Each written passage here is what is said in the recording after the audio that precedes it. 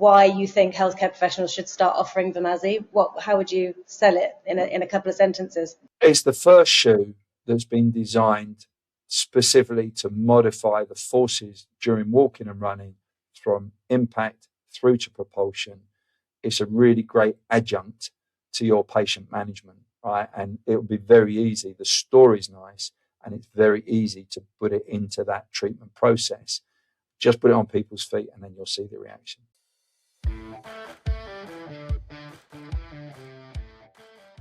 Hi everyone, and welcome to the Optimised Practice Podcast.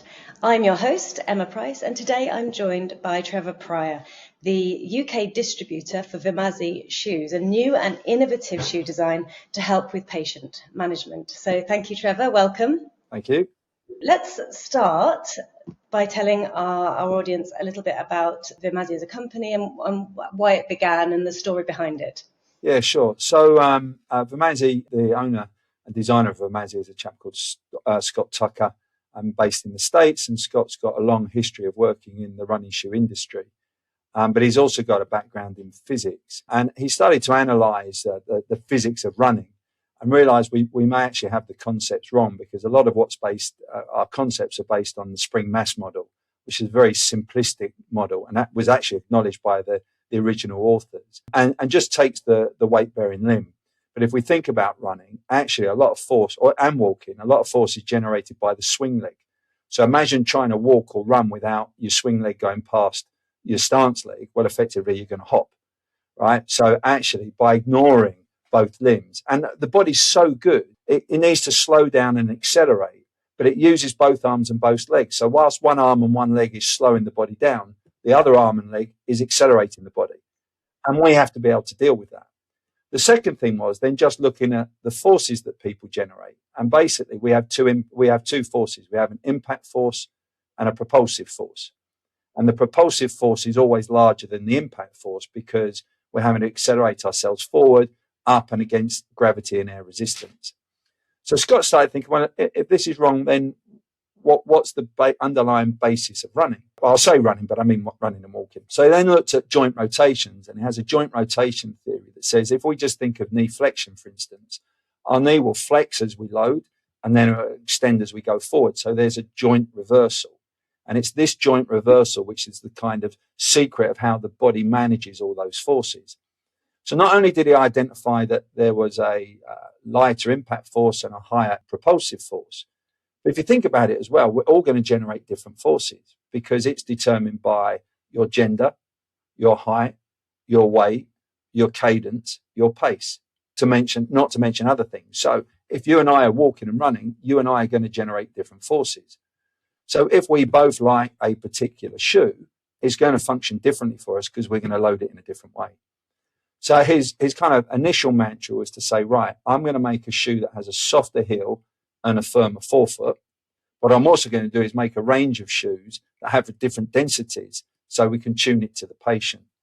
And initially he did it around running. So if you look on the website, it will talk about pace tuning, and it will say, okay, well, if you run at this pace, you need this shoe. When I first got involved, I said to him, well, you've obviously done some modeling and you've done some calculations. And he said, yeah. I said, so you could probably do a calculator. And he said, yeah. So we have a calculator, so you can put the individual details in and work out the forces they generate, and therefore which shoe may be better for you. That's the kind of simplistic bit, but we probably ought to get into some more details, because I know you like physics. So effectively, this sort of range was born out of like the frustration of your founder to the current shoe market just isn't identifying that or using the proper physics to actually help the patients and help the community that's using them. Is that fair to say? Yeah, well, I mean, just look, if you look at a range of footwear and kind of, we'll get to a point and say, we'll stop thinking of it as just a shoe. But if you look at if I said to you, right, what shoe are you going to recommend for that patient? You've got no idea, right? We do loads of gait analysis. We do 3D gait, we do in-shoe pressure analysis. And I tell you now, I can't predict how someone's going to respond to a shoe. I can look at the features of a shoe and say they may be suitable for you. But that's one of the challenges. But also, they're kind of manufactured to a model that's perhaps not accurate. And therefore, although they may work for some masses, if we're treating people that have injuries, that means that they're not dealing with the forces that are loading their tissues adequately. So is there something that we can use that will supplement our treatment? So you may give someone some rehab, or you may give someone some orthotics, or particularly with the rehab and stuff, they do their exercises, then for 3 days they're not doing anything. But every time they take a step, they're having to manage those forces. So is there something that we can use to augment what we're doing to help them recover from their injuries? And that's kind of the direction that the company's moved. Amazing. Yeah, I mean, as a clinician, it's becoming more and more frustrated, I suppose, that I will say to someone, right, well, I know that you need this drop and I know that you need this rocker, but go to a shoe shop and tell me which one's the most comfortable for you, and that doesn't feel like it's good enough. You know, patients sort of coming to you for expertise, and I meet them with a list of these 3 things, take it to the shop and ask which ones do it, because they're not only they're changing the shoe manufacturers are changing their styling, but they are changing the sort of the densities all the time. So, you know, within a range from year to year, it will change. This sounds really interesting to me from a clinician perspective, but also a business perspective, because it doesn't feel good enough to just go, oh, you need an 8 mil drop, off you go. Well, yeah. Well, actually, we'll get back to drops, because that's quite an important factor. But let's think about maybe the physics of injury first, right? So if everybody's familiar with the stress strain curve. So you've got that first bit at the bottom where the tendon's quite elastic and it can respond quite quickly. And then you have and that's called the toe. And then you have the main region where, although the tendon still lengthens, it becomes very taut, and therefore it's able to impact motion or resist motion. And everybody thinks it's doing that for elastic recoil. But actually, it happens at joint reversal. So when you go from a knee flexion to knee extension, you've got muscles that will flex the knee and you've got muscles that extend the knee. If the tendon didn't have any give, you would have very, very jerky motion, right? You know, it wouldn't be smooth. So what it needs to do is to have a bit of give, so the muscle that's kind of relaxing can slow down and the other one can become tight. And it's at that point in the toe region where people are most susceptible to injury.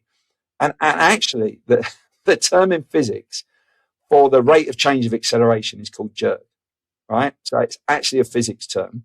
And the rate of change of force is called yank, right? So if you think of your physics equation of F equals ma, we know that the mass is going to stay the same.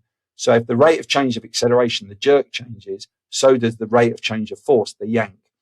Therefore, if you have increased jerk at that point of the joint reversal and when the muscle tendon unit loads, that puts it at risk of injury. So think of an easy way of doing it. You've got a rubber band and you move it very quickly. You do that. Okay. That's high jerk because it's quick. Or you do that. So if you can do something that slows down the jerk and therefore the yank, right, then you can help with injury. Now, you actually, every time you give someone a rehab program, whether it's eccentric, concentric, ballistic, you are modifying the way that the muscles and tendons can react to the jerk and yank. So you're already treating your patients doing that.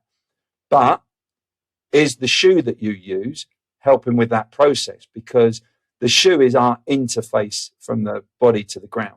Okay, and we can modify with orthoses, but what can a shoe do that can either make it worse or help it? And that's when we get into the interesting features of the components of the shoe. Well, let's talk about it then. So what are the sort of 4 main features of these shoes that you're playing with and altering based on sort of, I suppose, the dosing? The first thing is you've got to think about where the heel of the shoe, the posterior aspect of the shoe, is in relation to the ankle and the pivot. So if you imagine, and the material, so if you're in a relatively hard square shoe, you know when you hit that, right, your mechanical advantage is not as good and you're going to get some rapid plantar flexion. Similarly, if you increase the height, the stack height, right, you take the floor further away from that and you increase the pivot. And if you have a heel that's relatively square, or it comes all the way back, you know, it extends further back, then you increase that rate of loading at initial contact. And so in the Vimazi shoe, what they do, they use something called a clothoid curve. And what a clothoid curve is, it's a curve that doesn't have a fixed radius. Now, when you drive your car around a bend, or you go on a train and it goes around a bend, or you go on a roller coaster, if you don't have clothoid curves, you increase the jerk and you don't have a smooth journey, right? And therefore, clothoid curves are used in engineering all the way through. So all the time, yeah. The idea of that is to smooth that loading because you are going to have a bit of stack height. Okay. So that's the first thing. Now, we talked about the propulsive force being greater than the impact force. And that's really important because as we go into the forefoot phase for propulsion, we are going to get a pronatory force because the load tends to go towards the first MTPJ. Now, if you have a soft material underneath the first MTPJ or the forefoot, you're going to allow that material to compress, right? So you actually lose frontal plane control, right? So at propulsion, we want to have a relatively firm material so that it reduces the frontal plane motion of the lower limb and reduces frontal plane jerk. Yep. Now, if we've got that nice and firm or the right firmness for an individual, we can now do a back calculation to make the heel softer, right? And if you make the heel softer, you have to do a calculation to make sure you don't go into a negative heel. And a softer heel attenuates jerk impact. Why? Because you're effectively increasing the braking distance. So think, if you're in your car and you have to brake over 50 yards compared to 100 yards, it's easier over 100 yards than it is 50. So when you put material underneath the heel, so you have some thickness in a softer material, it just takes a bit longer. So you slow things down. So far we've got a clothoid curve to slow the rate. We've got a softer material to dampen and attenuate. And then as we go into propulsion, we've got a firmer material that gives you stability. Right. So one of the first questions I said to him is, tell me how a flat shoe can reduce pronation. He said, well, it's easy. He said, when you slow down the motion with a softer rear foot, if the foam stays the same all the way through, you just carry on pronating. If you make it firmer, you provide it stable and you give frontal plane control. And we consistently see that when we do our in-shoe pressure analysis. And then the last bit is the rocker sole, because that just helps people get through the gait cycle. And we know that just helps with efficiency. So now when I talk to my patients, one of the analogies I give is imagine walking or running barefoot on sand and grass. You'd rather land on sand but push off grass. It's stable, right? Well, they're two different densities. Therefore, you need something that's two different densities. You need something to moderate those forces, but we also need to tailor it to you. So you're giving it the best of both, which exactly. Yeah, and you're taking away some guesswork. And a lot of the other ranges, that you'll find in shops, that the density is consistent throughout. That's the difference. Yeah, in the vast majority of shoes. So either you've got a shoe that's great for heel strike, but not so good for push off, or vice versa. And then look at the geometry. I can show you some in-shoe pressure stuff and 3D data where just by changing the shape at the back of the heel, right, changes the way that the foot loads and the ankle movement. So what you've got to do is just try and smooth that down. And now if you look at a shoe, you go, okay, I could see why that would increase the rate of loading. If you increase the rate of loading, you're increasing the jerk, and therefore you're not helping with any potential injury. Well, I mean, I could talk about this all day. I love a bit of nerdy physics for our audience. So, what's in it for them? How is this actually helping patients? What sort of data have you got, and what sort of outcomes are you getting from using these shoes in clinics? We've done loads of gait studies on it, and so I'm confident in the ability of the shoe to alter the mechanics of the foot. Now, if you've got someone that's got a big driving force, there's only going to be so much you can do, but we regularly see that benefit. Now, we've used it for a whole range of pathologies. So a number of forefoot pathologies. Interesting, we have some really good results with people with midfoot OA. I think it'll blow plantar heel pain apart because it's soft, but now when you go to propulsion, you're not going to get that kind of twist. And we're using it for ankle OA, medial tibial stress, patellofemoral pain, right? And we're not using it on its own. We'll do all our usual stuff with it, and you can still use orthosis. So we're using it for a wide range of conditions. And what we're quite keen to do is to market through professional practices. And the way that we really want people to think about it is not becoming a shoe salesman. It's just saying, look, I would recommend this brace, this orthotic, this exercise. Well, this shoe is going to help augment all of that because it's going to help modify those forces. And what we tend to find is it's getting it on someone's foot. People put it on and they go, oh, wow, that's comfortable. Yeah. That's different. Wowee, that's comfortable, I think was the quote, wasn't it? Yeah, well, there was another quote which I can't say on the podcast, but we'll replace that with wowee. Yeah. Crikey. So the range, is it pathology specific or is it patient load and mass specific? How do you, because you've got Z20, 30, 90? It's not pathology specific, right? So if you think you're using a product to moderate the forces, okay, if you have an injury, we're helping to moderate the forces. We're trying to reduce the jerk. We're trying to reduce that rate of loading, provide some stability. So you don't have to think from a pathology perspective. And actually, if I'm really honest, though you can fine tune them, so for runners, we'll fine tune it a little bit. Actually, 2 or 3 of the shoes will probably work for a vast majority of patients because of the way they work. So they have a couple of trail shoes. And for instance, the Z2, which is the one I used, I mean, I've been up the Rockies in it, and I normally wear orthotics. I don't have to wear orthotics when I wear the shoe.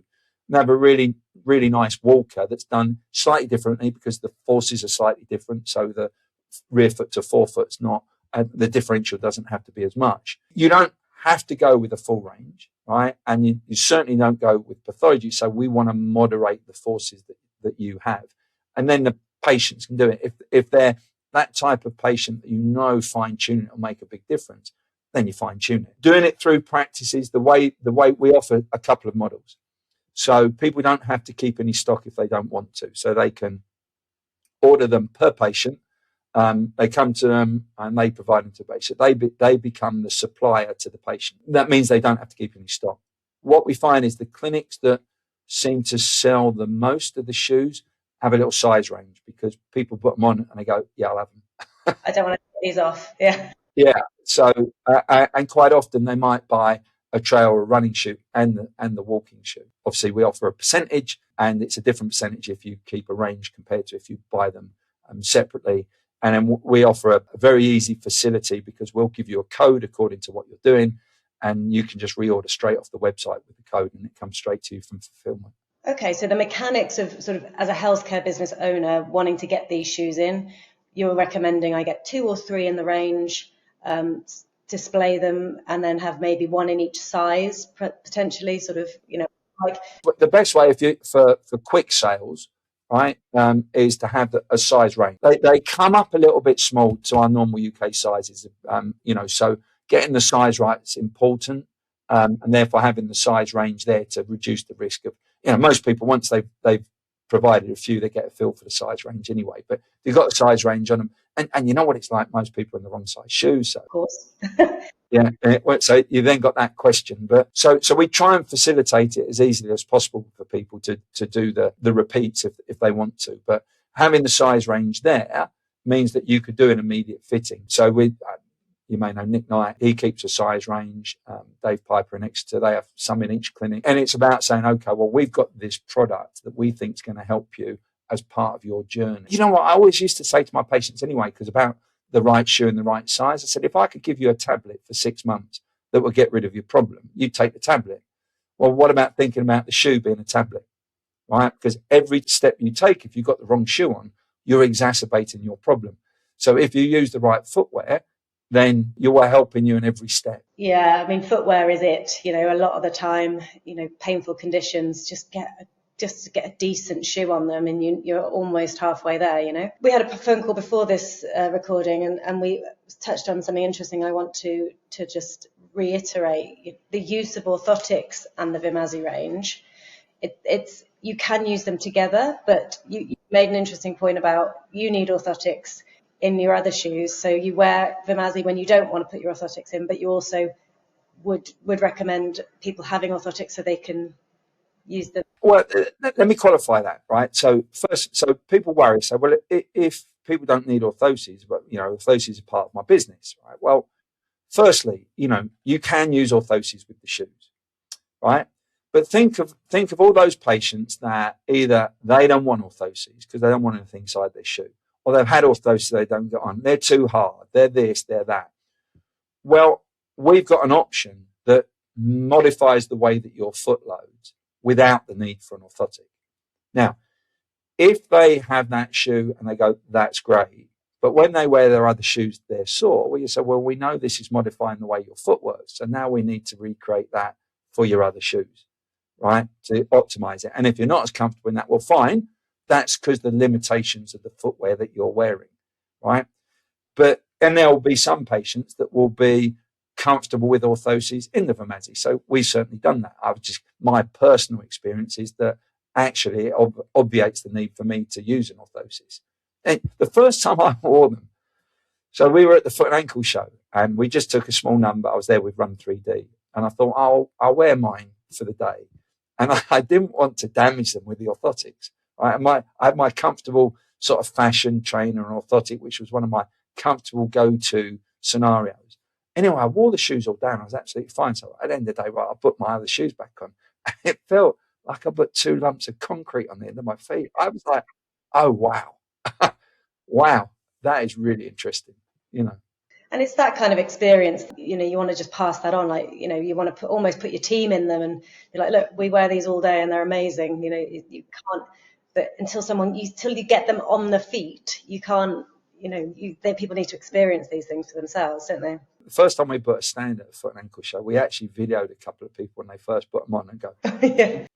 And these are podiatrists, right? These are podiatrists. So, and I've had some patients that go, well, I'm not sure. And if, they're relatively wide, if you've got a wide foot, it might not be, people might say it feels a bit tight, but, you're always going to get that, right? So I'm never going to sit here and say, this is the elixir for every single patient you see, right? It's not going to be. But our experience has been that there's a whole chunk of patients out there that benefit from it.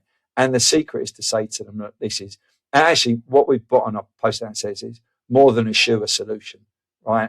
Because we're trying to help you with your problem.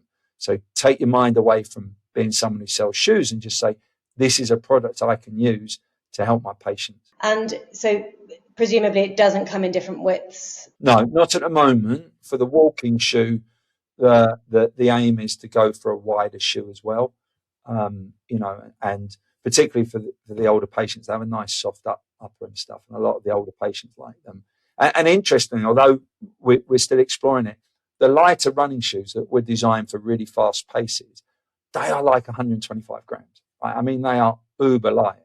And I'm sort of thinking, well, for the older patient that wants a shoe for indoors, this could be a really good shoe because they are so light, but they've still got some of the features that you want. The funkiest slippers you'll ever get. There you go. That's the marketing there. Funky slippers, yeah. Funky slippers.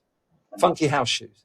Funky house shoes, yeah, for sure. Brilliant. Was there anything else you wanted to mention about them that we haven't discussed? I think we've covered it all. The physics is interesting. It's getting people to think in a different way. What we do is once a month, we offer people that are supplying the shoes. We call it Vimazi Lunch Club. And basically, I'll make myself available for half an hour to answer any questions. Even it doesn't have to be about the shoes. It can ask me questions about a patient or whatever. So to give feedback, talk about their experiences, that type of stuff. So we try and provide that support. And what I'd really like to, it's great. It'd be good to have some centres and people working together. If we can avoid through retail, that would be our preference. So it's just really about building up practice numbers now. So keeping it within physio, osteo, podiatry practices, creating a community of people, and you're providing support to them if they need you, they can reach you. And so the best way for people to get in contact if they're interested and they want to start selling or providing Vimazi? They drop me an email. You can do that. What I'll do is I'll link them up with who helps us. You've seen the video and stuff. We'll provide people with terms. I'm happy to have a chat with anybody and talk through our uses and people's experience and stuff. So help them through that process. A bit like anything, when you first start using something, it's a bit about getting feel for it and getting the confidence, right? And we want to support people through that process. So I'm more than happy to have a discussion, a chat with people. Amazing. So if you would summarize for me briefly sort of why you think healthcare professionals should start offering Vimazi, how would you sell it in a couple of sentences? It's the first shoe that's been designed specifically to modify the forces during walking and running from impact through to propulsion. It's a really great adjunct to your patient management, right? And it'll be very easy. The story's nice and it's very easy to put it into that treatment process. Just put it on people's feet and then you'll see the reaction. Amazing. That's a soundbite in itself. Well done. Fantastic. Well, thank you for your time today, Trevor. I do appreciate it. It's always lovely to speak to you. And that's all for this episode of the Optimised Practice Podcast. If you enjoyed this content, please subscribe to our podcast on YouTube and Spotify so you never miss another episode. And don't forget to follow us on our social media platforms. If you want help building your practice, please reach out to us here at the Hive so we can show you how to build a profitable, stable, and highly respected practice that can ultimately work without your daily input. Thanks, guys, and we'll see you in the next episode.